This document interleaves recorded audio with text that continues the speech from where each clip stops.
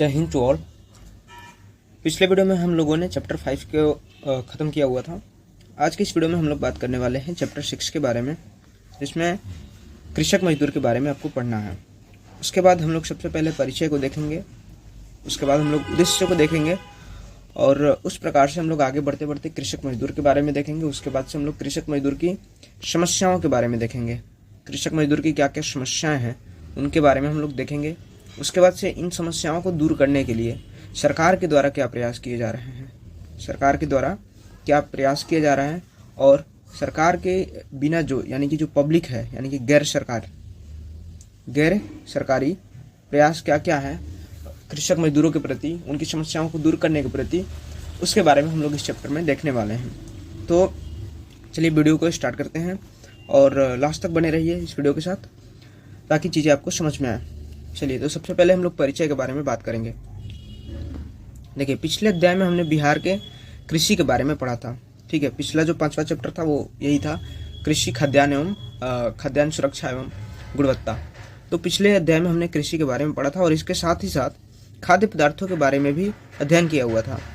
खासकर प्राकृतिक आपदा जैसे अकाल, बाढ़, महामारी एवं भूकंप के समय खाद्य पदार्थों की कैसे आपूर्ति किया जाए, इसको हम लोगों ने चैप्टर 5 में पढ़ा हुआ था और इसका उपयोग हमने देखा था। अब हम इस अध्याय में खाद्य पदार्थ किसके द्वारा उत्पादन की जाती हैं, अब हम इस अध्याय में यह देखेंगे कि खाद्य पदार्थ किसके द्वारा उत्पादन किया जाता है, अर्थात कृषक मजदूर के बारे में पढ़ेंगे। किसान के द्वारा ही उत्पादित किया जाता है, लेकिन जो बड़े बड़े किसान हैं वो खुद तो जाकर के नहीं काम करते हैं ना, वो लाते हैं कृषक मजदूर। वो क्या लाते हैं? कृषक मजदूर लाते हैं। तो इस वीडियो में हम लोग बात करने वाले हैं कृषक मजदूर के बारे में, जैसा कि चैप्टर का नाम भी है कृषक मजदूर। चलिए, बिहार के कृषक मजदूरों के बीच कौन सी समस्याएं हैं तथा इसका समाधान कैसे किया जाएगा, इन बिंदुओं पर बात करेंगे और इन बातों का भी विशेष अध्ययन करेंगे। बिहार जैसे राज्य के लिए जब कृषि के समय विभिन्न प्रकार की बेकारी उत्पन्न होती है तो उस समय हमारे कृषक मजदूर रोजी रोटी की तलाश में दूसरे राज्यों की ओर पलायन कर जाते हैं और पलायन के समय उन्हें कितने तरह की पारिवारिक, सामाजिक और राजनीतिक समस्याओं को झेलना पड़ता है और इन बातों को भी अध्ययन में विस्तार पूर्वक अध्ययन करेंगे। देखिए, जब हम लोग जाते हैं किसी अन्य जगह पे तो वहाँ पे सबसे पहला जो दिक्कत होता है वो पारिवारिक होता है, यानी कि परिवार से आप दूर रहते हो, परिवार से आप मिल नहीं पाते हो। उसके बाद से जो सामाजिक चीज़ें होती हैं, जैसे हमारे यहाँ का सोसाइटी अलग किस्म का है, वहाँ का सोसाइटी अलग किस्म का होगा। जैसे एक बिहार का आदमी है, वो जा रहा है महाराष्ट्र में काम करने के लिए किसी कारणवश, तो महाराष्ट्र की जो कल्चर है वो अलग है बिहार की कल्चर से, तो वहाँ पे उसको काफ़ी प्रॉब्लम को फेस करना पड़ सकता है और इवन करना पड़ता है। कई बार उनको मराठियों के द्वारा बिहारियों पर अत्याचार किया जाता है, बलात्कार किया जाता है। उसके अलावा आपको असम में भी देखने को मिल जाता है कि असम में बिहार के जो है मजदूर गए हुए थे, वहाँ पे भी उनके साथ मारपीट को देखा गया था। ठीक उसी प्रकार से आप तमिलनाडु में देख सकते हैं, एक गरीब मजदूर से उस मारपीट किया गया था, जिसके एवज में जो मनीष काश्यप है वो आवाज़ उठाया था, जिसके वजह से मनीष काश्यप पे ही एनएसए का केस ठोका गया और उसको ही अंदर लेने का वो किया गया। तो ये सब सारी चीज़ें देखा जाता है किस तरह से, मतलब कि बाहरी लोगों को अलग स्टेट में किस तरह से देखा जाता है, उनको किस तरह से व्यवहार किया जाता है, ये काफ़ी निंदनीय है, इसमें कोई दो राय नहीं है। तो इस तरह से जो है देखते हैं कि हम लोग सामाजिक, पारिवारिक और राजनीतिक समस्या भी झेलने को मिलती है। कई बार कई नेता जो है राजनीति अपना सीखने के लिए निकालो बिहारियों को, गो बैक बिहारी, इस तरह से बोलने लग जाते हैं कि मतलब हम इनको हटा देंगे और आपको रोजगार में ला देंगे। क्योंकि हमारे यहाँ के जो वर्कर्स होते हैं वो कम पैसे में भी काम आपको अच्छा करके दे देते हैं, लेकिन जो वहाँ के वर्कर्स हैं उनको ज़्यादा चाहिए पैसा, तो उनको लोग काम पे नहीं रखता है, बिहारियों को काम पे रख लेता है। अब जिस वजह से उनके मन में जो है जलन हो जाता है कि ये साले आकर के हमारे ही जॉब खा जा रहे हैं, जिस वजह से इस तरह की भावना उत्पन्न हो जाती है और मारपीट तक लोग उतर आते हैं, जो कि काफ़ी निंदनीय है भाई, क्योंकि अल्टीमेटली तो हम एक ही देश में रह रहे हैं, भारत। चलिए, अब इस चैप्टर का जो उद्देश्य है वो हम लोग समझने का प्रयास करेंगे। देखिए, बिहार में कृषक मजदूर की जीवन लीला पढ़ने योग्य है। बदलते मौसम के कारण कृषक मजदूर भी अपने आप को बदल डालते हैं और इस बदलाव का क्या कारण है? इस बदलाव का यही कारण है कि रोजगार परमानेंट रूप से कृषि क्षेत्र में नहीं उपलब्ध रहता है। कृषि क्षेत्र में कुछ दिनों में रोजगार उपलब्ध रहता है और उसके बाद के दिनों में आपको बैठना होता है, तो ये इसकी मेन समस्या है। इसका क्या कारण है समझ में आ गया? यह जानना हमारी मुख्य उद्देश्य है कि कृषक मजदूर की दयनीय अवस्था का समाधान करना भी हमारा मुख्य लक्ष्य है। जो कृषक मजदूर का जो समस्या है उसको दूर कैसे किया जाए, इस चैप्टर को पढ़ने का उद्देश्य यह भी होना चाहिए। ठीक है, अरे भाई किसी भी कहानी को पढ़ने का उद्देश्य यही होता है कि उस कहानी को पढ़ा जाए, उस कहानी से कुछ सीखा जाए और उसमें जो भी बुराइयां है उसको दूर किया जाए। तो ये तो कॉमन सी बात है। भारत तथा बिहार सरकार के द्वारा इन मजदूरों के लिए समय समय पर कौन कौन सी कल्याणकारी योजना चलाई गई है, आखिरकार सरकार इसके द्वारा कुछ कर रही है, नहीं कर रही है, सोई हुई है, बैठी हुई है, जग रही है, क्या है, उसके बारे में भी देखेंगे। तो कल्याणकारी योजना चल रहा है कि नहीं चल रहा है? भाई बिल्कुल चल रहा है। सरकार अपने स्तर पर प्रयास करती है, लेकिन जो सरकार के जो चमचे बेलचे हैं वो अपने द्वारा सारे पैसों को अपने में ही समेट लेते हैं, है ना। उनके बारे में नहीं सोचते हैं जो कि उस जीवन शैली को जी रहे हैं जो कि एक नॉर्मल कुत्ता भी नहीं जीता है। ऐसे भी लोग हैं जो कि अभी भी खाने के लिए तरसते हैं, जो कि एक कुत्ता को मिल जाता है आसानी से। तो इन सब पर भी प्रकाश डालना हमारा अध्ययन का मुख्य उद्देश्य होगा। ठीक है, तो इस चैप्टर में हम लोग इन सारी बिंदुओं पर बात करने वाले हैं। चलिए, आप लोग इन सारी बिंदुओं को एक पेज पर लिख करके अपने टेबल के सामने इसको टांग लीजिएगा, ताकि आपको जब भी चैप्टर 6 को रिवाइज करना हो तो सिर्फ उस पेज को देख करके ही आप अपना सारा कुछ रिवाइज कर लें। ठीक है, आपको कोई परेशानी ना हो। अदरवाइज आप पूरा चैप्टर पढ़ भी सकते हैं, कोई दिक्कत है नहीं। 2-3 बार पढ़ेंगे, अब कितना बार पढ़ेंगे। इसके वजह से शॉर्ट नोट्स बना लीजिएगा आप लोग। हम लोग क्या उद्देश्य, परिचय, क्या क्या पढ़ने वाले हैं, ये सारी चीज़ों के बारे में लिख करके टेबल पर टांग लीजिए और उसको 1-2 बार देखिएगा ना तो आपको पूरा रिवाइज हो जाएगा। चलिए, अब हम लोग देखेंगे कृषक मजदूर के बारे में। बच्चों, इस चित्र के द्वारा कृषक मजदूर को समझने का प्रयास करेंगे। देखिए, खेत में किस प्रकार से महिलाएं जो है काम कर रही हैं। इन महिलाओं के पास खेत नहीं है, उतना ज़्यादा खेत नहीं है। ये अपने खेत में तो काम करती थोड़ा बहुत, अपने खेत के अलावा जो भी समय बचता है वो दूसरों के खेतों में काम करती है ताकि उनका आजीविका चल सके। तो ये होते हैं कृषक मजदूर। बाकी आगे सब कुछ दिया होगा। तो देखिए, खेत में धान की रोपनी करते हैं कृषक मजदूर। हम देख रहे हैं कि इस चित्र 6.1 में कुछ ग्रामीण महिलाएं एक साथ मिलकर धान की रोपनी कर रही हैं और ये सारी महिलाएं कृषक मजदूर के रूप में अपने अपने परिवार के जीविकोपार्जन के लिए बड़े किसानों के खेत में काम कर रही हैं। जीविकोपार्जन का मतलब ये होता है कि अपना पेट चलाने के लिए, अपना पेट भरण पोषण करने के लिए, अपने परिवार का पेटों का भरण पोषण करने के लिए वो किसी अन्य जगह कार्य कर रही है या फिर कहीं पर भी कार्य कर रही है। अपना भी काम कर रहा है कोई तो क्यों कर रहा है? जीविकोपार्जन के लिए, ताकि उनका घर परिवार चल सके। ठीक है, अर्थात ये ऐसे कृषक मजदूर हैं जो बिल्कुल ही भूमिहीन हैं, यानी कि इनके पास भूमि नहीं है, जिनकी बाध्यता है कि ये मजदूरी करके ही पेट का पालन कर सके। इसलिए कृषक मजदूर को समझना नितांत आवश्यक है, बहुत ही आवश्यक है कृषक मजदूर को समझना, क्योंकि अभी भी बहुत से लोग हमारे देश में कृषक मजदूर के रूप में कार्य कर रहे हैं।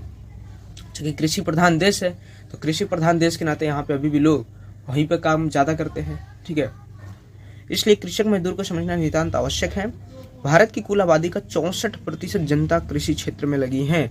बहुत बड़ा नंबर है भाई, 64% जनता अभी भी कृषि क्षेत्र में लगी हुई है और इससे 75% आबादी कृषक मजदूर के रूप में है। 75% आबादी क्या है? कृषक मजदूर के रूप में कार्यरत है। 64% में 75% जो व्यक्ति है वो आपका है क्या है? कृषक मजदूर से रिलेटेड है। ठीक है, यानी कि जो 64 आदमी है उसमें से लगभग 50 से 55 व्यक्ति जो है कृषक मजदूर के रूप में कार्य कर रहे हैं। बाकी 10-12 है वो उसके मालिक है। ठीक है, ग्रामीण ऋणग्रस्तता के कारण कृषक मजदूर की आर्थिक दशा काफ़ी दयनीय है। जो गांव में ऋण का जो लेन देन होता है वो काफ़ी उटपटांगे तौर पे होता है। जैसे 1 रुपया का सेकंड नहीं मिलता है हमारे इधर 5 रुपया सेकंड मिलेगा। बैंक में कितने का मिलता है? 1 रुपया सेकंड पे, लेकिन इधर में काफ़ी महंगा हो जाता है। जो गांव में साहूकार सेठ देते हैं ना, तो वो काफ़ी अपने मन से देते हैं, तो उसी चक्कर में फंस जाते हैं कृषक मजदूर, या फिर किसान भी कई बार फंस जाते हैं, जिस वजह से आपको सुसाइड वगैरह देखने को मिल जाता है। अब यहाँ पे रेड कलर में दिया हुआ है कृषक मजदूर के बारे में, इसको थोड़ा सा देख लेते हैं। इसमें कह रहा है कि प्रथम कृषि जांच समिति के अनुसार कृषक मजदूर वे लोग हैं जो कृषि कार्य में लगे हैं और जो वर्ष भर में जितने दिन काम करते हैं, 1 साल में जितना दिन काम कर रहा है उसका आधा या आधे से अधिक भाग मजदूरी पर करता है। मान लो कि 1 साल वो काम करता है, उसमें से 1 साल में वो काम करता है, उसमें से आधा जो काम है, आधा मतलब समझ रहे हो ना, साल भर काम कर रहा है तो मतलब 6 महीना जो काम है या फिर 6 महीने से अधिक जो काम है वो किसी अन्य के खेत में करता है, ठीक है, तो वही आपका कृषक मजदूर कहलाएगा। अतः वर्ष के आधे या उससे अधिक भाग तक मजदूरी के आधार पर जो व्यक्ति कृषि कार्य में लगे हो उन्हें कृषक मजदूर कहा जाता है। मतलब ये कि वो 6 मंथ या फिर 6 मंथ प्लस किसी अन्य व्यक्ति के खेत में कार्य कर रहा है तो आपका कृषक मजदूर कहलाएगा। बात समझ में आ गया? या तो आधा से अधिक। चलिए अब समझेंगे हम लोग कृषक मजदूर से हमारा मतलब गांव में काम करने वाले उन लोगों से हैं जो कृषि के कार्य में मजदूर के रूप में काम करते हैं। कृषि का कार्य तो है लेकिन वो मजदूर के रूप में कार्य करते हैं, ठीक है, मालिक के रूप में कार्य नहीं करते हैं। जैसे बहुत सारे लोगों का अपना खेत होता है, वो जाते हैं खेत में, ट्रैक्टर लेके जाते हैं, जोतते हैं खेत को। लेकिन बहुत सारे ऐसे भी लोग होते हैं जिनका खेत नहीं है लेकिन फिर भी ट्रैक्टर लेके जा रहे हैं, खेत जोत रहे हैं, तो वो क्या हो गए? कृषक मजदूर हो गए। चलिए 1950 से 51 की प्रथम कृषि जांच समिति के अनुसार कृषि श्रमिक वे लोग हैं जो कृषि कार्य में लगे हैं और जो वर्ष में जितने दिन काम करते हैं उसका आधा या आधे से अधिक भाग मजदूरी पर करते हैं। हाँ, वही जो रेड वाला सेक्शन में दिखाया गया था उसी बारे में बात कर रहा है। तो जो आधा या फिर आधा से अधिक समय जो है दूसरे व्यक्ति के खेत में कार्य कर रहा है वो क्या है? कृषक मजदूर है। तो इसके बारे में तो हम लोग देख लिया हुआ है। चलिए आगे बात करेंगे हम लोग। भारतीय ग्रामीण जनता का एक बड़ा भाग इन्हीं कृषक मजदूरों का है। जैसे कि कृष्ण ने कहा था, दरिद्र कृषि, दरिद्र राजा, दरिद्र देश।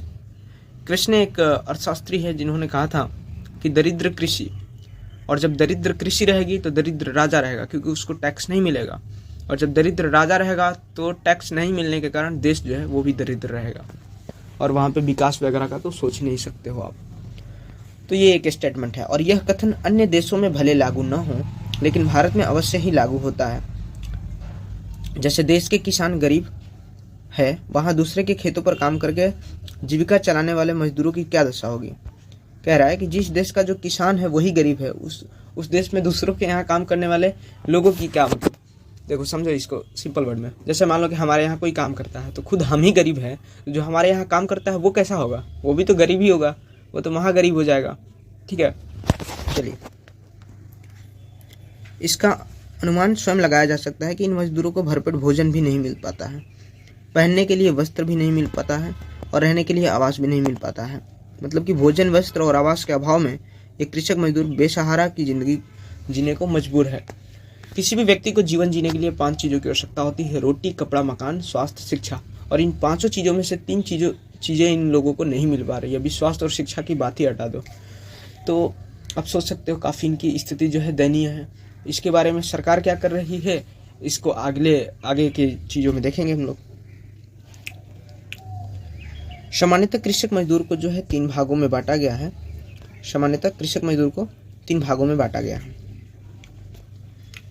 पहला है खेत में काम करने वाले मजदूर, जैसे हलवाहे, फसल काटने वाले आदि। इन्हें पूर्ण रूप से कृषक मजदूर कहा जाता है जिसने अपने काम के क्रम में कुछ कुशलता प्राप्त कर ली है, ठीक है। जैसे मैं हल चलाने वाले, अभी तो हल चलाने वाले कोई है नहीं, अभी तो हल वाला जुग गया, अब ट्रैक्टर वाला आ गया।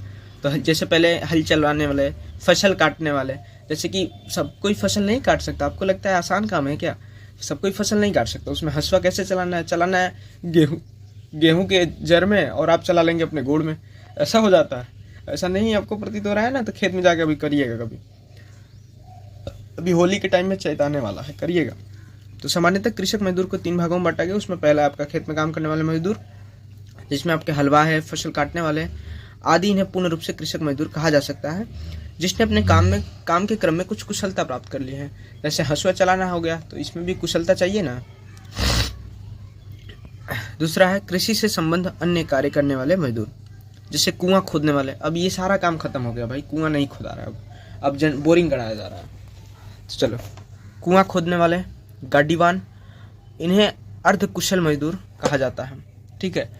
ये अर्धकुशल मजदूर है, जैसे कुआं खोद दे रहे हैं, गड्ढा खोद दे रहे हैं, तो ये अर्धकुशल मजदूर है। तीसरा है आपका वैसे मजदूर जो कृषि के अलावा अन्य सहायक उद्योगों में भी लगे हुए हैं, जैसे बढ़ई, लोहार आदि। इन्हें ग्रामीण कलाकार भी कहा जाता है। अब बड़े लोहार क्या करते हैं, जैसे आप लेके जाएंगे तनी खुरपी तनी तैयार कर दिए तो बाबा, तो खुरपी तैयार कर देंगे, वही खुरपी से क्या करिएगा आप खेत का जो है निराई करिएगा। क्या करिएगा?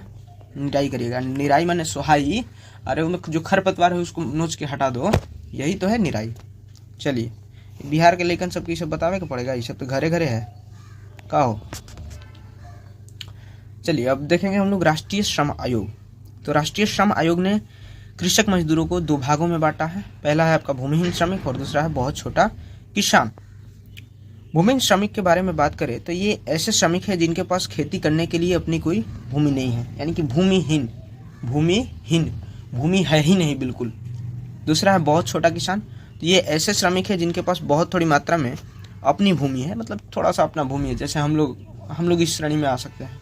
2-3 बीघा हमारे पास, मतलब कि पर्सनली 2-3 बीघा, वैसे तो 15-20 बीघा होगा पूरे घर का। तो ये ऐसे श्रमिक हैं जिनके पास थोड़ी बहुत अपनी भूमि होती है और अतः ये अपना अधिकांश समय श्रमिकों के रूप में व्यतीत करते हैं। तालिका 6.1 से स्पष्ट है कि बिहार में कृषक मजदूरों की संख्या 1991 में 37.1% थी, वहीं पूरे भारत में कृषक मजदूरों की संख्या 26.1% थी। 2001 में जहां बिहार में कृषक मजदूरों की संख्या 48% थी, वहीं पूरे भारत में कृषक मजदूरों की संख्या 26.5% थी। तो ये कुछ कृषक मजदूर के बारे में आंकड़ा दिखा रहा है कि बिहार में कैसा कृषक मजदूरों का आंकड़ा था, मतलब वो कितने थे, कितने मात्रा में थे और पूरे भारत में कितने थे। तो पूरे बिहार में देखा जाए 1991 में 37.1, तो वहीं 2001 में 48 हो गया। भारत में देखा जाए तो पहले 1991 में 26.1 था, फिर 2001 में 10 साल के अंदर में 26.5 हो गया, यानी कि 0.4% बढ़ गया। तो कहीं ना कहीं हम लोग देख रहे हैं कि जो बिहार में कृषक मजदूरों की संख्या है वो काफ़ी तेज़ी से बढ़ा है। बिहार में कृषक मजदूरों की जो संख्या है वो काफ़ी तेज़ी से आपको देखने को मिल रहा है। चलिए अब आगे हम लोग बात करेंगे बिहार में कृषक मजदूरों की जो समस्याएं हैं, उन बिंदुओं पर बात करने जा रहे हैं हम लोग। देखिए, बिहार में कृषक मजदूरों की समस्याएं, इसमें जो आपको पहला देखने को मिल जाता है वो आपका कम मजदूरी। ठीक है, चलिए इसको डिटेल वे में ही देख लेते हैं। देखिए, बिहार में एक तरफ जनसंख्या वृद्धि के कारण कृषक मजदूरों की समस्या बढ़ती जा रही है, तो दूसरी तरफ इनकी दशा बहुत ही गिरी हुई है तथा दयनीय है।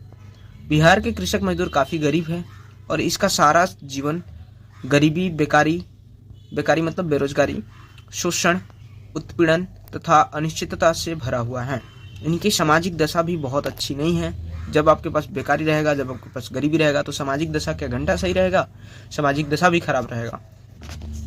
कई स्थानों पर कृषक मजदूरों की दशा गुलामों जैसी पाई जाती है, यानी कि उनको स्लेव की तरफ व्यवहार किया जाता है। जी बिल्कुल सही, एकदम वैसे ही किया जाता है, क्योंकि उनके पास पैसा नहीं होता है। और जब पैसा नहीं होगा तो जो भी कार्य बोलेगा मालिक वो करने को तैयार हो जाएगा, क्योंकि उसको पता है कि जैसे हमने ना कहा नो, वैसे ही वो बोलेगा आउट, मतलब कि बाहर हो जाओ। और तब से लेकर के उसको पैसा मिलना बंद हो जाएगा। तो वो अपने परिवार का भरण पोषण कैसे कर पाएगा? नहीं कर पाएगा ना। तो उसको पता होती है अपनी स्थिति, जिस वजह से जो भी बोल रहा है वो भी करने को वो तैयार हो जाते हैं। काफ़ी दयनीय स्थिति होती है भाई। आपको लग रहा होगा कि मजाक है, ऐसा भी होता होगा क्या? हाँ जी बिल्कुल होता है। जैसे फिल्म में नहीं दिखाया जाता है, फिल्म के अलावा रियल लाइफ में भी ये वाली कंडीशन होती है बहुतों के पास। आपके पास नहीं है तो आप बहुत भाग्यशाली हैं। इस वजह से पढ़ाई करिए, मन लगा करके पढ़ाई करिए, ताकि आप अपने परिवार की जो सपना है उसको साकार कर सकें। चलिए, तो मन लगा करके एकदम पढ़ाई करना है दबा के। चलिए, बिहार में कृषक मजदूरों की अनेक समस्याएं हैं, जिसमें कुछ प्रमुख इस प्रकार हैं। अब बिहार में कृषक मजदूर की जो समस्याएं हैं उनको बारी बारी से करके देखते हैं। चलिए, उसमें आपका आता है कम मजदूरी। देखिए, बिहार में कृषक मजदूरों की सबसे बड़ी समस्याएं कम मजदूरी है, यानी कि जो कृषक मजदूर की जो समस्या है वो सबसे ज़्यादा है वो कम मजदूरी, क्योंकि वो जिसके यहाँ काम कर रहा है ना उसके यहाँ भी आय बहुत ज़्यादा नहीं है। ठीक है, तो उसका आय भी कम होगा। विभिन्न सर्वेक्षणों से पता चलता है कि इन मजदूरों के द्वारा अत्यधिक कार्य करने के बावजूद भी इन्हें मजदूरी बहुत ही कम दी जाती है। जैसे 8 घंटा काम करना है, 12 घंटा काम करवा लेगा, लेकिन फिर भी पैसा उतना ही मिलता है। अब अपने भैया लोगों से पूछिएगा जो कंपनी में काम करते हैं, वहाँ पे भी ऐसी ही कुछ स्थिति होती है। ठीक है, इन्हें मजदूरी बहुत ही कम दी जाती है और उनके पास चूंकि कोई वैकल्पिक साधन नहीं होता है, इसलिए वे कम मजदूरी पे भी काम करने को मजबूर होते हैं, क्योंकि उनको पता है कि हम और जगह जाएंगे तो वहाँ पे भी यही कंडीशन है, तो उससे अच्छा कि हर जगह घूमने से अच्छा यहीं पे काम कर लेते हैं। ठीक है, तो ये और पढ़े लिखे तो होते नहीं है कि जा करके बैंक से लोन पास करवा करके अपना कुछ खुद का बिजनेस कर लें। उनको ये नहीं पता है। आप लोग स्वयं सहायता समूह सेल्फ हेल्प ग्रुप के बारे में पढ़े हैं चैप्टर 5 में, चैप्टर 4 में, चैप्टर 3 में। तो आप लोग स्वयं सहायता समूह के माध्यम से भी आप लोग क्या कर सकते हैं, रोजगार पा सकते हैं। लेकिन वो कौन कर पाएगा? जो पढ़ा है। जो नहीं पढ़ा है वो कहाँ से कर पाएगा? उसको पता ही नहीं है कुछ। ठीक है, तो आप लोग जो है इस प्रकार की जो चीज़ें हैं, अपने आसपास के जो भी लोग जरूरतमंद है उसको ये सब चीज़ें बता सकते हैं और बता करके उनकी जीवन दशा भी सुधार सकते हैं। ठीक है, तो आपका जो पढ़ाई का जो मेन मकसद है ना, वो आपका कंप्लीट हो जाएगा जब ये सारी चीज़ें आप करने लग जाएंगे। मतलब पूरा दिन भर तो नहीं, लेकिन किसी एक को तो बता सकते हो ना, तो बता दो। ठीक है, चलो आगे चलते हैं। आगे हम लोग बात करेंगे मौसमी रोजगार के बारे में। देखिए, हमारे कृषक मजदूरों की जो मुख्य समस्या है वो मौसमी रोजगार की है, क्योंकि कृषि क्षेत्र में जो है मौसमी रोजगार ही पाया जाता है। चैत के दिन में खेत कटाएगा तो उस टाइम में रोजगार मिला, उसके बाद से 2 महीना बैठो, काहे कि अभी खेत नहीं बोआ रहा है। तो ये जो मौसमी बेरोजगारी वाला जो स्थिति है वो ज़्यादा पाया जाता है कृषक मजदूरों के केस में। उसके बाद से आते हैं काम के अधिक घंटे। काम का तो कोई घंटा डिसाइड नहीं होता है, क्योंकि ये क्योंकि ये जो है कोई सरकारी या फिर ऐसा कोई ऑर्गेनाइजेशन के रूप में आप काम नहीं कर रहे हो जो कि पूरा मतलब कि संगठन है। ठीक है, वो आप रैंडम किसी व्यक्ति के यहाँ काम कर रहे हो तो वो उसका रूल्स है। ठीक है, वो किसी कंपनी का रूल नहीं है, किसी मल्टीनेशनल कंपनी या फिर किसी गवर्नमेंट कंपनी का रूल वहाँ पे नहीं चलेगा। वो खुद का रूल अपना लागू कर देता है वहाँ पे। हालांकि आप इस पर जब कंप्लेन करिएगा जा करके अपने नज़दीकी थाना प्रभारी के पास में, तो इस पर संज्ञान लिया जा सकता है। ठीक है, तो काम के अधिक घंटे आप समझ सकते हैं। ठीक है, 8 घंटा काम करने को बनाया जाता है, जिसमें 10 से 14 घंटे 15 घंटे भी काम लिया जाता है। कभी कभी उसको 24 घंटा भी काम पर रहना पड़ता है। जैसे रखवारी करना है तो 24 घंटा करो, क्योंकि मालिक के यहाँ अभी शादी है। तो इस प्रकार की चीज़ें होती रहती है। चौथा है ऋणग्रस्तता। ऋणग्रस्तता के मामले में तो कृषक मजदूर काफ़ी आगे है। सिर्फ कृषक मजदूर ही नहीं, किसान भी आगे हैं। तो ये ऋणग्रस्तता की वजह से भी उनकी स्थिति काफ़ी दयनीय है। निम्न जीवन स्तर। अब जब उनके पास में पैसा ही नहीं आएगा, जब उनके पास में निम्न आय रहेगा, आय का स्रोत ही जैसे कि हमने 1 में देखा था, निम्न आय स्तर, तो आय जब कम रहेगा तो आपका जीवन स्तर भी कम रहेगा। तो समझ सकते हैं ये सारी चीज़ें आप लोग। अगला है आवास की समस्या। भाई साहब, जब पैसे नहीं रहेगा तो आप आवास कहाँ से बनाइएगा? टूटल फूटल झोपड़ी उपड़ी में रहिएगा। तो बिहार में आप लोग ये सारी चीज़ें देख सकते हैं, बहुत सारे लोग ऐसे ही जीवन व्यतीत करते हैं। तो ये आपका आवास की समस्या। जैसे हम लोग धारावी को देख सकते हैं। महाराष्ट्र में धारावी एक जगह है, वहाँ पे सेम यही स्थिति पाई जाती है। धारावी में, मुंबई में है आपका, कहाँ है? मुंबई में है। महाराष्ट्र में मुंबई है और मुंबई में धारावी है। तो धारावी की जो स्थिति है, वहाँ पे मकान तो है, लेकिन मकान में खिड़की तक भी नहीं है ताकि उसमें प्रकाश आ सके। उसमें लोग, गली तक नहीं है, उसमें गली में ऐसा लगता है कि फंस जाएगा। कोई मोटा ताजा आदमी चल जाएगा ना, खाया पिया घर का, वो उसी में फंस जाएगा। तो ये वहाँ की स्थिति है। देखिए, इसको समझ लेते हैं। बिहार में कृषक मजदूरों की एक समस्या उनकी आवास की भी है। ये मजदूर मालिक या ग्राम की भूमि पर उनकी अनुमति से एक झोपड़ी बनाकर रहते हैं। जैसे मालिक है, उससे मालिक रहने को व्यवस्था कर लेते हैं, तो इससे झोपड़ी बना लेते हैं। ये झोपड़ियाँ केवल ऐसे स्थान है जहाँ पर मजदूर केवल पेट पालकर सो सकता है। मतलब कि खाना खाया, सो रहा है बस। इन झोपड़ियों में शुद्ध वायु, प्रकाश के लिए खिड़कियाँ का पता नहीं रहता है। शुद्ध वायु, खिड़की वगैरह कुछ नहीं होता है। उसको सिर्फ खाना चाहिए मेरे भाई। कृषक मजदूर को सिर्फ खाना चाहिए, खाना दे दो, बाकी कुछ उसको नहीं चाहिए। ठीक है, जिसका पेट भर रहा है उसको चाहिए बड़ा बड़ा बंगला, बड़ा बड़ा गाड़ी। जिसको पेटे नहीं भर रहा है वो बड़ा बड़ा बंगला के बारे में कैसे सोच सकता है? ठीक है, इसके लिए मजदूर एवं बच्चों का स्वास्थ्य धीरे धीरे गिरता चला जाता है। अब उनको ऑक्सीजन अच्छा नहीं मिलेगा तो धीरे धीरे उनका स्वास्थ्य कैसा होगा? वो मोटे ताजे होंगे क्या? आप देखिएगा जो कृषक मजदूर है वो कितने मोटे ताजे हैं। ज़्यादातर तो उनकी स्थिति खराब ही होती है, और कुछ उनके लत हो जाते हैं ऐसे खराब फालतू, जैसे शराब पीना हो गया, सिगरेट पीना हो गया। तो ये सारी चीज़ें उनकी लत भी हो जाते हैं। वैसे माहौल में ही रहते हैं कि उनका धीरे धीरे आदत बिगड़ती चली जाती है और वो उसी चीज़ के शिकार हो जाते हैं और उनकी लगातार शोषण होती रहती है। तो ये है। उसके बाद हम लोग देखेंगे बंधुआ मजदूर के बारे में। ये क्वेश्चन आपका काफ़ी अच्छा है, पूछ भी लेता है, बंधुआ मजदूर किसे कहते हैं। तो बंधुआ मजदूर में जैसे आपको कुछ पैसा दे करके हमेशा के लिए रख लिया जाएगा, ये आपका बंधुआ मजदूर हो जाता है। चलिए इसको देखते हैं। ऐसे कृषक मजदूर कृषि ऋण के चलते मालिक के यहाँ आजन्म या ऋण चुकाने होने तक भोजन के बदले काम करते हैं।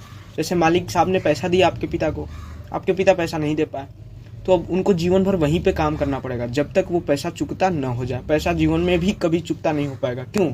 क्योंकि ब्याज पे दिया हुआ है, और ब्याज का पैसा उतना जल्दी नहीं होता है, ब्याज का पैसा चलते रहता है। फिर आपके बाबूजी काम करेंगे, आपके बाबूजी नहीं ऋण चुका पाएंगे, मर गए, उसके बाद से आपको भी रख लिया जाएगा काम पे। ये होता है बंधुआ मजदूर, पूरा खानदान उसी में पिस जाता है। पहले ऐसे ही पिसता था। फिल्म में देखिएगा बिल्ला नंबर 786, मिथुन उसमें फिल्म में रोल निभाया है, ठीक है, शायद बिल्ला नंबर 786 ही है। चलते मालिक के यहाँ आजन्म ऋण चुकाने तक भोजन के बदले काम करते हैं, और उनके काम में परिवार के अन्य सदस्य भी हाथ बटाते रहते हैं, जैसा कि हमने बताया, जिन्हें कुछ मजदूरी दे दिया जाता है। और ऐसे मजदूर बंधुआ मजदूर कहलाते हैं, बॉन्डेड लेबर। मतलब आप एक तरह से बंधे हुए मजदूर हैं, आप कहीं जा नहीं सकते, उसी के यहाँ रहेंगे, उसी के यहाँ खाएंगे, उसी के यहाँ काम करेंगे।